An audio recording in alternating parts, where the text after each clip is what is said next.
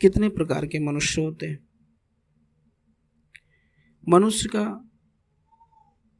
मनुष्य की क्या परिभाषा है? यह मानुष तन पाकर नर बिल्कुल बौरा गया है। नर, क्योंकि इस नर तन को पाने के लिए नारायण ने भी अवतार लिया। ईश्वर भगवान राम हो, भगवान विष्णु हो,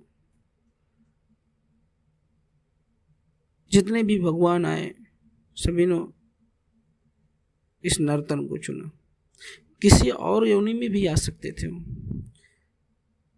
कुत्ते में, बिल्ली में, शेर में, बाघ में, तोते में, किसी भी प्राणी के रूप में भगवान इस संसार में आ सकते थे। लेकिन उन्होंने मनुष्य रूप क्यों चुना, नर्तन क्यों चुना? इसका कारण क्या है? क्योंकि सभी जीवों में सबसे श्रेष्ठ जीव यह नर्तन है। लेकिन इस संसार में आने के बाद मनुष्य नाना प्रकार से कहीं न कहीं भटक जाता है। मनुष्य अपने विकारों को, अपने अंदर की आत्मा को, अपने मन को टटोलने की कोशिश नहीं करता। वह मनुष्य कैसे हो सकता है? रावण बहुत बड़ा ज्ञानी और बहुत बड़ा पंडित था। क्या उसे ब्राह्मण पंडित कहा जाता है? कंस को उस रूप में देखा जाता है, लोग उसे राक्षस ही कहते हैं। क्यों? उसके कर्मों के माध्यम से, उसका कर्म। इसलिए रामायण में लिखा गया है, रामचरितमानस में लिखा गया, तुलसीदास ने लिखा है, कर्म प्रधान है। कर्म प्रधान है, कर्म के अनुरूप ही मनुष्य को फल भोगना है। यहाँ पर आज मनुष्य के प्रकार हो गए। मनुष्य कितने प्रकार का हो गया है? मनुष्य के अपने अंदर झांक कर देखना चाहिए कि वह कहाँ पर जा रहा है। मनुष्य वह नर्तन पाकर ईश्वर की भक्ति करने के लिए, भगवान के भजन करने के लिए, लेकिन वह चोरी, हिंसा, दारू, शराब, पान, बीड़ी, गुटखा, सिगरेट, इन तमाम व्यसनों में भूला हुआ है। इसके अलावा भी मनुष्य जो राक्षस योनि में जिस आहार को कुंभकर्ण, तमाम राक्षस भक्षण करते थे, आज मांसाहारी हो गया। तो मनुष्य कहाँ रह गया? मनुष्य तो राक्षस है। जो मनुष्य मांस मदिरा का सेवन करता है वह मनुष्य नहीं कहलाता है, उसे हम सिर्फ राक्षस कह सकते हैं।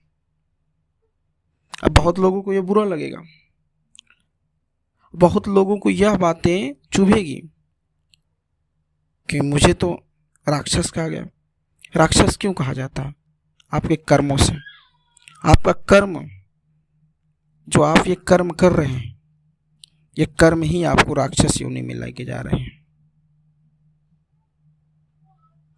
क्योंकि कबीर साहब ने कहा है कि बकरी पाती खात है उनकी काढ़ी खाल, और जो नर बकरी खाते हैं उनके कौन हवाल। तो जरा सोचिए, बकरी को आपने कभी देखा है? वह क्या करते हैं? उठती है जब, और वो चरने के लिए जब जाती है तो तो वो ऊपर से उसकी जो सिर होता, तना, जो ऊपरी भाग होता है जो बहुत मुलायम होता है, उसको क्या होता है, उसको काट देती है पटक से, और उसी को चरती है सबसे पहले।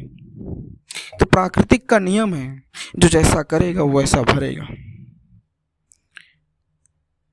इस कलयुग में कुछ देर नहीं है, आप जो करोगे उसको भरना, यहीं पे भर के जाना है, यहीं भरना है और जल्द ही उसकी पूर्ति करनी पड़ेगी आपको। सतयुग में लोग क्या कर, उनको श्राप मिलता था, हजारों हजारों साल तपस्या करते थे। लेकिन इस कलयुग में किसी को आप एक थप्पड़ मारेंगे तो क्या करेगा, आपको श्राप देगा? नहीं, वह पलट कर जरूर वार करेगा। नहीं तो आपसे कमजोर होगा तो वह पीछे हटेगा, लेकिन वह योजना बनाएगा 2-4 दिन 10 दिन में, लेकिन वह भी घातक साबित होगा। इसलिए मनुष्य को अपने जीवन को सुदृढ़ बनाए।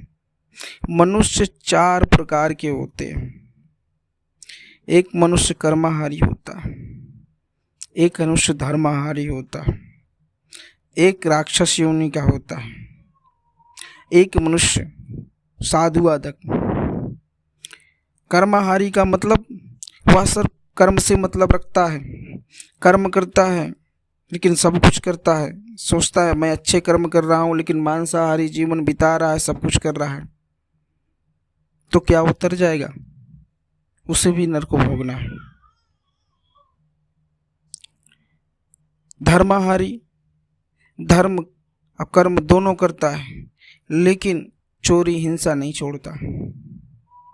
जब वो चोरी हिंसा और उसके अंदर के मन का द्वेष नहीं मिटेगा तो क्या वो ईश्वर की प्राप्ति पाएगा?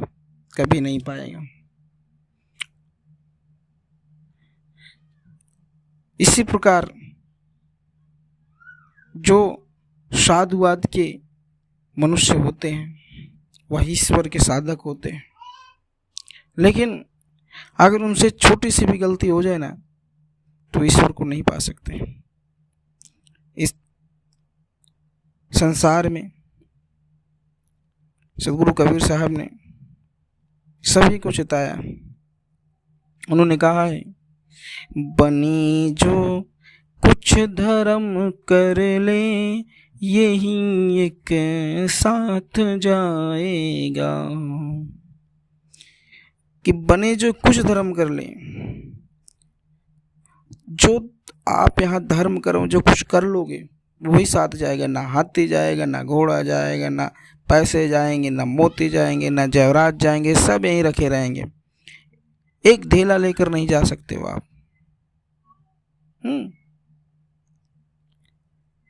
क्योंकि कर्म की सदगुरु कबीर साहब एक और दृष्टांत बताते हैं कि कर्म गति तारे नहीं चढ़ी, सीता हरण मरण दशरथ का विपत पड़ी, कर्म गति तारे नहीं चढ़ी। राजा दशरथ बहुत बड़े दानी पुरुष और राजा थे, ज्ञानी पुरुष थे। शब्द वेदी बाण से जब उन्होंने चलाया तो वह बाण जाकर श्रवण के माता पिता को लगा और उन्हें श्राप दिया, जिस तरीके से मैं पुत्र वियोग में अपने शरीर को त्याग रही, वही पुत्र वियोग आपको भोगना पड़ेगा। क्या हुआ? कर्मानुसार दशरथ को कर्म भोगना पड़ा और राम को बन जाना पड़ा। राम जब बन गए तो सीता का हरण हुआ। सीता का हरण करने वाला रावण भी कर्मानुसार उस कर्म का दंड भोगते हुए सोने की लंका जली।